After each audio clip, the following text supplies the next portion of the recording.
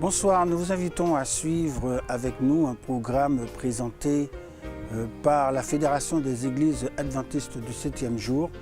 Le message de ce soir, nous espérons, vous sera d'une grande bénédiction et édification.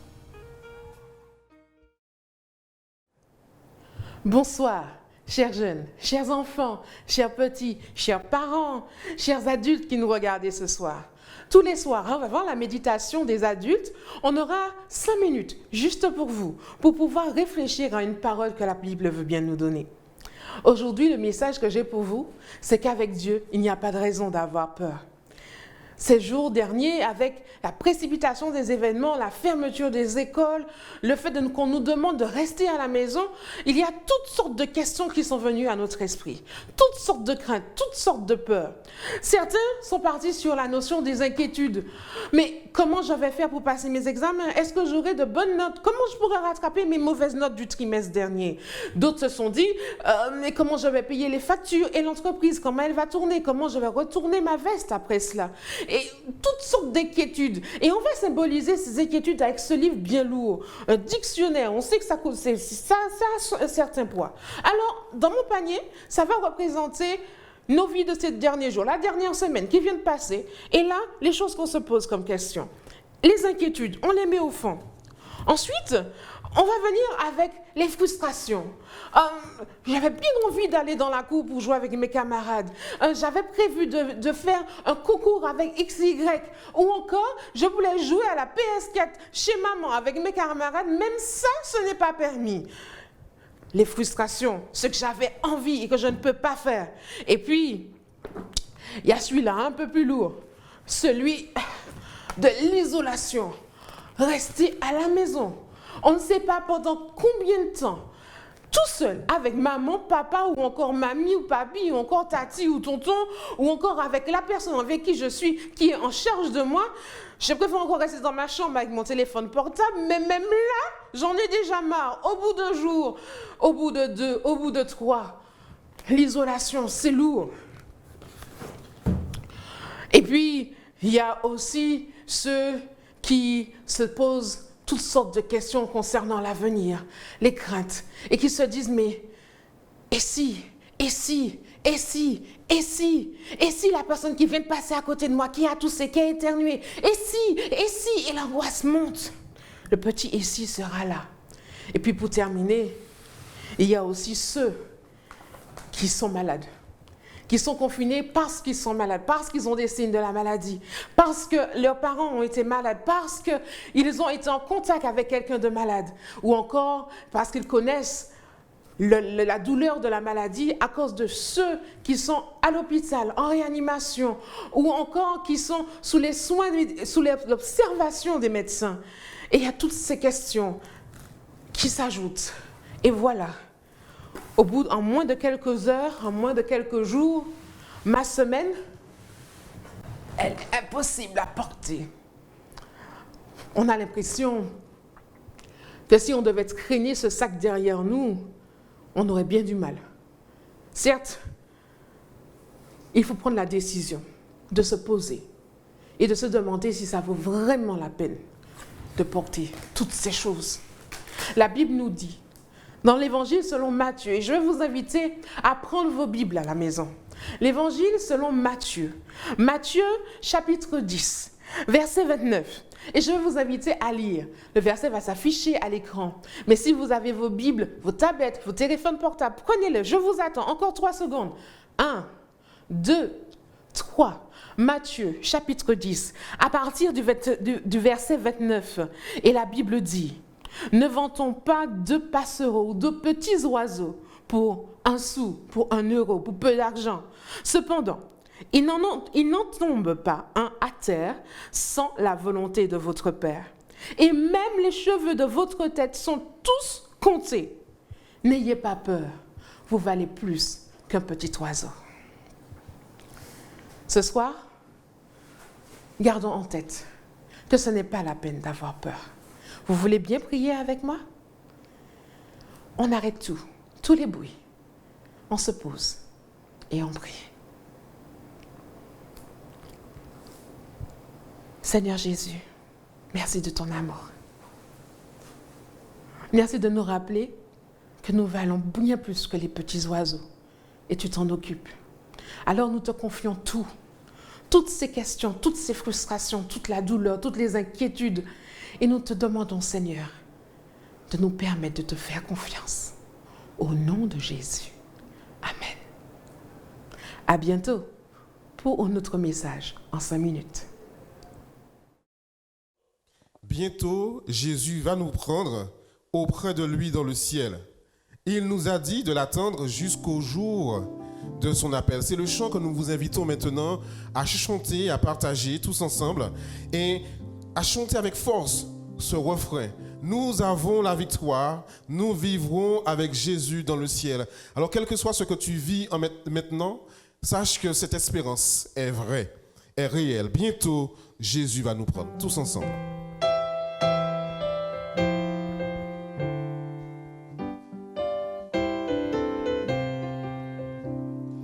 Bientôt, Jésus va nous prendre auprès de lui dans le ciel. Il nous a dit de l'attendre jusqu'au jour de son appel. Nous avons la victoire. Nous vivrons avec Jésus dans le ciel. À toi seul la gloire. Oh, viens bientôt, Emmanuel. Péché, travaux et souffrances cesseront et pour toujours. Bienheureux dans sa présence. Bienheureux dans sa présence. Nous chanterons son amour. Nous chanterons son tous amour. ensemble, nous avons la victoire. Nous avons la victoire. Nous vivrons avec Jésus dans le ciel.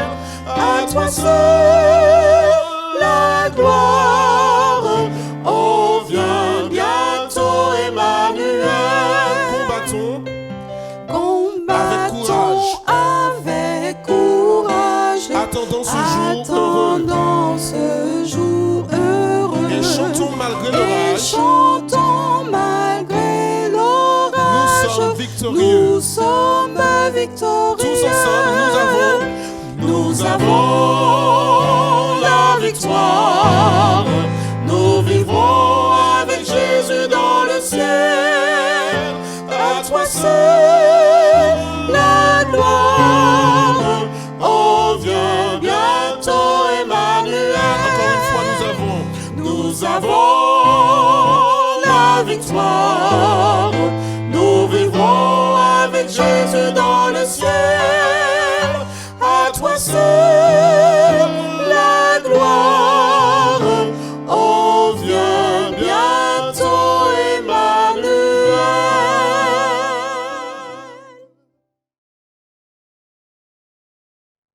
Qui est l'ennemi? Telle est la question à laquelle nous essaierons de répondre ce soir. Bonsoir et merci à chacun d'entre vous d'être avec nous pour ce doux moment de prière et de réflexion. Bienvenue à toutes et à tous. Avant d'ouvrir nos Bibles, je vous invite à vous joindre à moi afin de pouvoir parler avec le Créateur de toute l'humanité. Prions. Dieu d'amour et de vie, c'est avec joie que nous nous adressons à toi, sachant que tu es attentif aux prières de celles et ceux qui se tournent vers toi. Ce soir, nous te demandons de nous guider dans la vérité afin que nous soyons revêtus d'intelligence, de ta sagesse et de ton amour. Dans le nom de Jésus-Christ, nous te prions. Amen. Je vous invite à vous plonger avec moi dans l'Europe du Moyen-Âge, cette Europe où il y a un grand boom technologique qui apparaît, l'imprimerie prend naissance, nous attribuons cela à Gutenberg. Et dans cette Europe du Moyen-Âge, il y a malheureusement certaines personnes qui souffrent et qui souffrent vraiment cruellement parce qu'il suffit qu'un voisin, qu'une personne dise qu'un tel est un sorcier, un tel est une sorcière et cette personne est passée au bûcher. Et plus particulièrement les femmes. Pourquoi, jusqu'à présent, nous disons la chasse aux sorcières? Eh oui, les femmes, particulièrement si elles étaient célibataires, étaient vite traitées de sorcières. Mais dans cette Europe du Moyen-Âge, il y a non pas seulement que des humains qui souffrent par rapport à cela, mais il y a un animal en particulier qui est pris pour cible. Un animal qui est accusé de tous les maux, d'être la source de tous les maux. Je parle du chat. Ah oui. Le chat est un animal qui a énormément souffert durant cette période. Pourquoi? Parce qu'il est considéré comme un animal maléfique. Contrairement au pape Grégoire Ier, qui lui aimait les chats et en avait un comme fidèle compagnon, Grégoire IX a décrété au début du XIIIe siècle que le chat était une créature diabolique. Eh oui. De cette période jusqu'au XVIIe siècle, l'animal fut torturé, noyé, brûlé sur le bûcher avec son maître ou sa maîtresse. Et le pire, il y avait une fête, la Saint-Jean. À la Saint-Jean, tous les chrétiens étaient invités à attraper un chat afin de pouvoir l'amener à un grand bûcher collectif pour le tuer, le brûler. Une scène vraiment horrible, n'est-ce pas? Figurez-vous qu'à cette époque, toute personne qui possédait un chat noir prenait le risque de passer au bûcher. Vous imaginez cela? La seule chose qui pourrait vous sauver, c'est si toutefois le chat a une tache blanche au niveau de son poitrail. Nul besoin de vous dire qu'il devenait de plus en plus difficile de croiser un chat et surtout un chat noir. Mais à cette époque, si vous vous souvenez bien, si vous vous rappelez ce que vous avez appris sur le Moyen-Âge, vous allez vous souvenir d'une situation assez similaire avec la nôtre. Le Covid, une pandémie. À l'époque, il y a eu une pandémie et c'était la peste. La peste a fait énormément de ravages. Des personnes sont mortes par centaines, par milliers.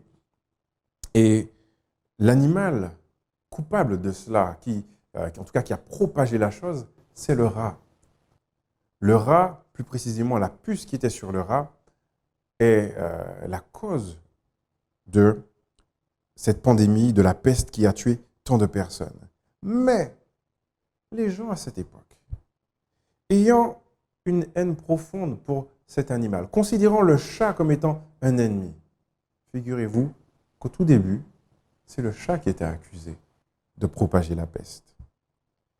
Alors que le chat était plus proche de l'antidote que du poison, malheureusement, les hommes l'ont considéré comme un ennemi.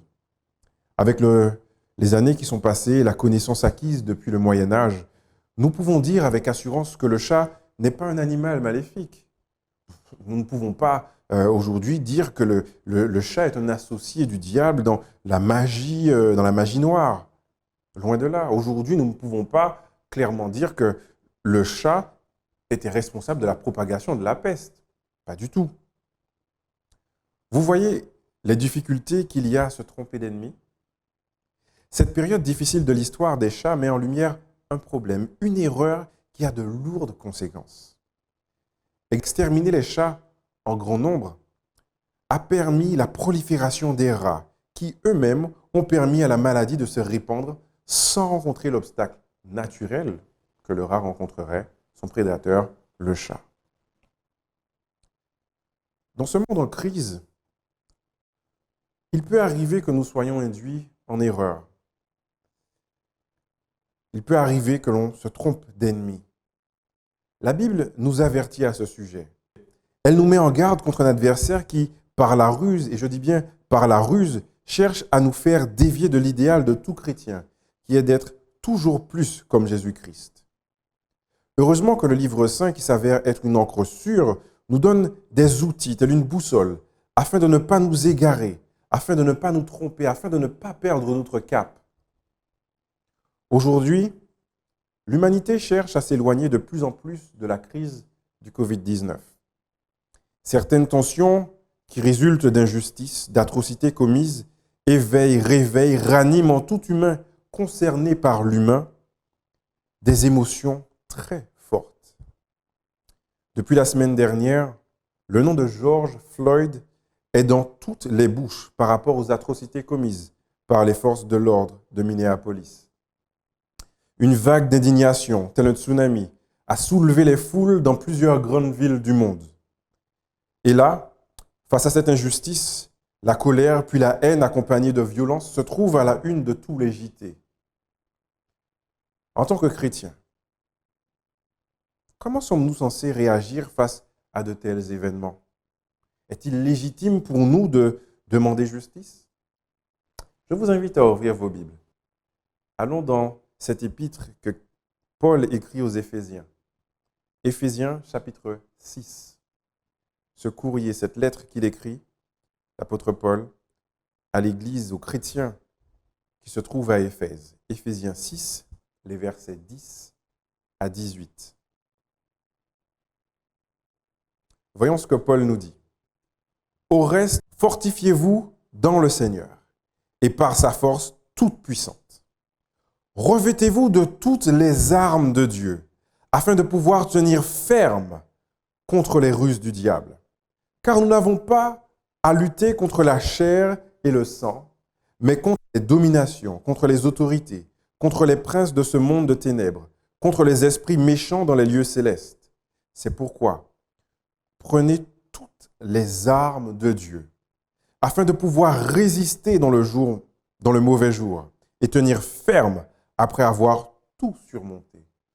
Tenez donc ferme.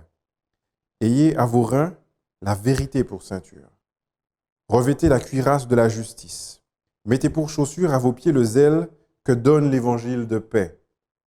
Prenez par-dessus tout cela le bouclier de la foi, avec lequel vous pourrez éteindre tous les traits enflammés du malin. Prenez aussi le casque du salut et l'épée de l'esprit, qui est la parole de Dieu. Faites en tout temps, par l'esprit, toutes sortes de prières et de supplications. Veillez à cela avec une entière persévérance et priez pour tous les saints. Amen. L'apôtre Paul invite les chrétiens à se fortifier dans le Seigneur. En tant que chrétiens, il nous faut réaliser que le diable, il est à la manœuvre. Cela nous oblige à prendre toutes nos dispositions afin de ne pas être vulnérables face aux ruses du diable. Voilà pourquoi Paul nous invite à nous fortifier dans le Seigneur. Et là, il n'est pas question de renforcement musculaire où on va faire un renforcement tactique. Non. Il est question de renforcement de notre foi. Renforcer notre détermination à rester fidèle à notre Seigneur. Paul nous interpelle sur notre condition et nous rappelle l'importance de nous revêtir de toute l'armure. Cela signifie que je ne peux pas choisir certaines parties de l'armure et puis mettre de côté une autre partie. Non. Cela me mettrait en difficulté et très certainement mettrait aussi en difficulté les autres membres de ma troupe. Porter l'intégralité de l'armure me garantit une protection maximale. 3 fois, Paul va dire qu'il nous faut tenir ferme. Il nous faut tenir ferme. Pourquoi? Parce qu'en face, il y a un ennemi qui use de toutes les ruses dont il dispose pour pouvoir nous faire tomber. Il nous faut tenir ferme. Mais nous ne pouvons tenir ferme que si nous avons l'intégralité de l'armure sur nous. Armure composée de vérité, justice, paix, l'évangile de paix, de foi, salut, de la parole de Dieu. Les amis, je vous invite à écouter ce que dit l'auteur Ellen G. White dans le commentaire biblique volume 6 au chapitre 75. Elle dit ce qui suit. L'objectif de Satan était de reproduire en chaque être humain son propre caractère. Dès que l'homme fut créé, Satan résolut en son cœur d'effacer en l'homme l'image de Dieu et de placer son sceau où celui de Dieu devrait être. Le diable est gagnant quand nous choisissons en tant que chrétiens de répondre à la haine par la haine. Voilà pourquoi cette parole de Martin Luther King fait sens en pareille situation. L'obscurité ne peut pas chasser l'obscurité. Seule la lumière le peut. La haine ne peut pas chasser la haine. Seul l'amour le peut. Vous savez, quand j'étais à l'université à Trinidad avec Kervin Sully, pasteur de Sainte-Marie, nous étions régulièrement ensemble, très bons amis. On était souvent à la cafétéria ensemble. On allait chercher notre repas ensemble. Et là, il y avait cette dame de la cafétéria que les étudiants avaient du mal à apprécier parce que, mine de rien, elle rendait cela un peu difficile. Elle ne souriait pas, elle ne parlait pas. Peu importe ce qu'on demandait, c'était non. C'est 2 tranches de tomates, pas une 3e. Et Kervin et moi, nous avons pris la décision de l'user par l'amour. Oui, c'est bien ça. L'user par l'amour. Et chaque fois que nous arrivions dans la cafétéria, elle avait droit à un large sourire et de belles salutations. Quand nous revenions de la Martinique, après avoir fait des vacances, on lui ramenait un petit quelque chose. Et petit à petit, cette femme qui était si froide, cette femme qui ne donnait pas plus que ce qu'elle avait déjà décidé de donner, même s'il y avait un surplus, elle a commencé à s'ouvrir. Elle a commencé à nous apprécier. Tant et si bien que quand elle parlait de Kervin et moi, elle parlait de ces 2 garçons. Les amis, seul l'amour peut venir et changer la donne, changer la situation, enlever ce qu'il y a de mauvais et mettre du bon. Faisons attention à ne pas tomber dans des écueils à cause d'une vision erronée de l'attitude qu'un chrétien devrait avoir en pareille circonstance. Celui qui se tait face au mal en est complice. Eh oui. Et celui qui rend le mal pour le mal devient une réplique de son ennemi. Mais qui est l'ennemi? Un des grands ennemis des chrétiens du 1er siècle est Saul de Tarse, qui deviendra par la suite Paul, l'apôtre que beaucoup de chrétiens d'aujourd'hui apprécient. Mais à l'époque, pour les chrétiens du 1er siècle, c'était un homme qui était redouté. Mais qui est l'ennemi? L'ennemi reste et demeure le diable. Le diable qui souhaite reproduire en nous son caractère. Il souhaite que nous soyons à son image. Voilà pourquoi Luc 6, 28 nous invite, nous lecteurs de la Bible, à bénir ceux qui nous maudissent, à prier pour ceux qui nous maltraitent. De cette façon, nous sommes préservés de la tentation de commencer à faire germer la haine dans nos cœurs.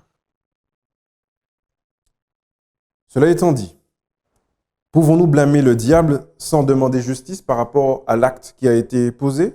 Non. Car la Bible déclare que Dieu est juste. Psaume 145, verset 17 me dit que l'Éternel est juste dans toutes ses voies. Le psaume 89, verset 14 me dit que la justice et l'équité sont la base de ton trône. La bonté et la fidélité sont devant ta face. Le psaume 103, verset 6 me dit « L'Éternel fait justice, il fait droit à tous les opprimés. »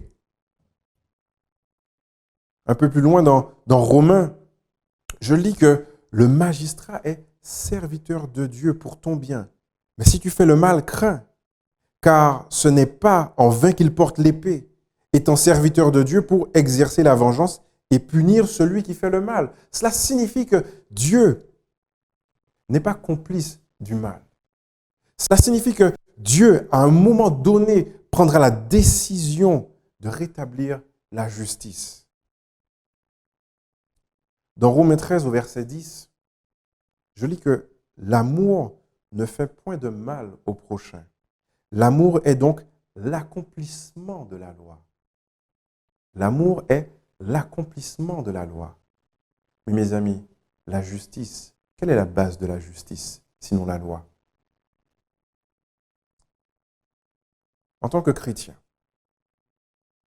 vu que l'amour est ce qui peut effacer la haine, enlever la haine.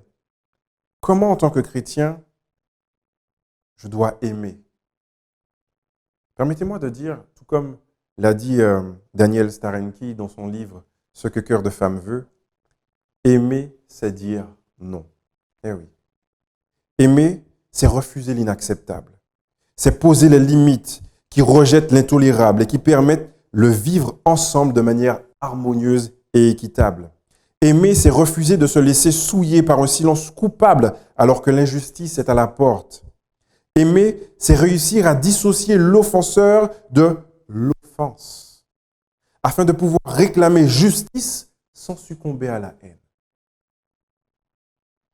Je m'adresse à toi, téléspectateur, téléspectatrice, toi, jeune, moins jeune, ce soir.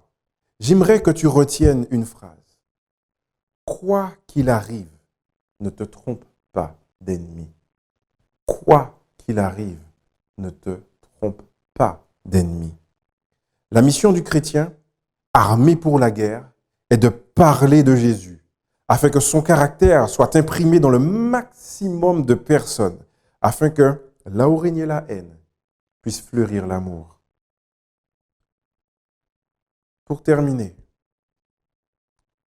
j'aimerais vous laisser ces paroles d'un jeune musicien de la Martinique qui donne des paroles sensées, mais vraiment très à propos par rapport à ce que nous avons vu ce soir. Il s'agit d'Izzy Kenenga. Il dit dans sa chanson Love va dans chez moi, si je ne me trompe pas au niveau du titre, je vous invite à écouter ce qu'il dit. Mais même si moi bien conscient que le monde méchant, que vrai valet, pas ni poids devant l'argent, comme on a pété les plombs, ti boin trop souvent, la haine qu'a installé tellement facilement. Moi qui fais tout pour toujours ni love à dans chez moi. Mes amis, en tant que chrétiens, nous devons nous battre pour toujours avoir de l'amour dans notre cœur. Quand bien même autour de nous, l'injustice règne, il nous faut faire attention à une chose, c'est de ne pas nous laisser embobiner par l'une des ruses du diable, qui souhaite que la haine réponde à la haine. En tant que chrétiens, faisons briller cette lumière d'amour parmi nos semblables, afin que le plus grand nombre auprès de nous puisse réaliser que notre réaction est différente, que notre réaction est une réaction qui est anormale, une réaction fondée, basée uniquement sur l'amour. Je vous invite, si vous le voulez bien, à prier maintenant avec moi. Notre Père qui est aux cieux, toi qui vois les nombreuses injustices qui se font ici-bas, nous te demandons avant tout de soutenir toutes les familles qui souffrent par rapport à des personnes qui ont perdu leur vie injustement, par rapport à des membres de leur famille qui ne sont plus. Nous pensons à la famille Floyd et nous te demandons, Seigneur, de leur apporter tout le réconfort nécessaire. En ce bas monde, aide-nous à briller pour toi dans cette société qui est si imparfaite. Aide-nous à être forts en toi afin de ne pas nous tromper d'ennemis, afin d'être victorieux. En Jésus-Christ, nous te prions. Amen. Nous vous souhaitons une très bonne soirée et nous vous disons à sabbat matin pour le prochain programme. Au revoir.